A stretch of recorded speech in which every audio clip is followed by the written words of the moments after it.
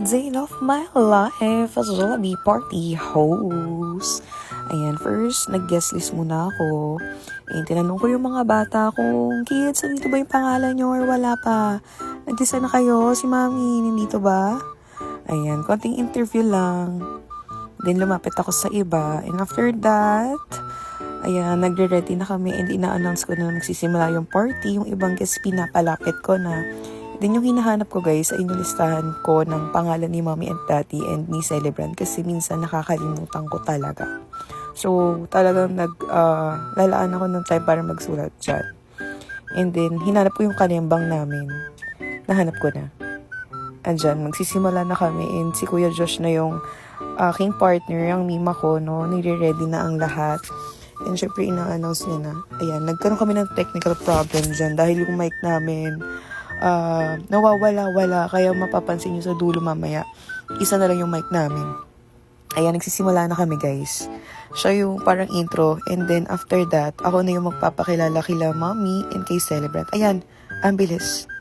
Ako na yung nagpapagame sa aming first game. Ayan, hindi ko pinakita pero may ano kami guys, parang introduction kay mommy, kay celebrant and kay daddy, parang Q&A portion bago mag-game.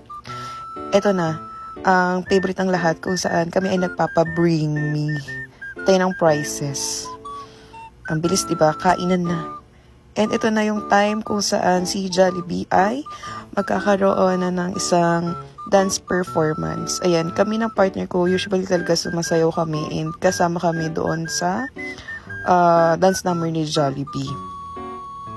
Ayan, diba nag-party host ako pero hindi talaga ako dancer guys Si Kuya Josh lang talaga yung nagtyaga na magturo sa akin ng step na yan. At hulaan nyo kung ilang months ko yung inaral.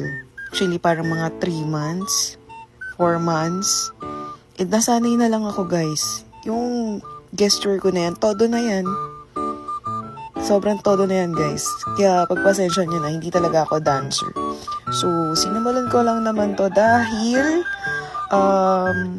gusto ko lang ma-express yung sarili ko and you know, para may memories din ako pag nag-resign na ako. Ay, ang bilis, resign na God.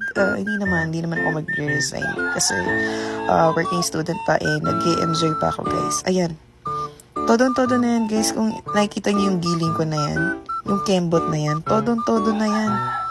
Ayan, oh. Diba? Talagang hiyang-hiya ako dyan.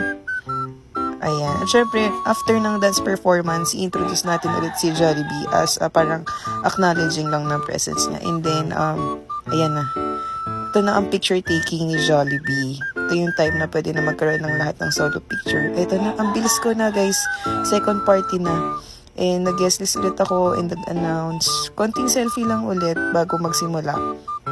Ito na. Mukbang time na dahil wala kaming break. Diretso, tawid agad kami sa second party. Ito na yung time na kinain namin yung ibang laman ng loot bags na bigay nung celebrant sa amin.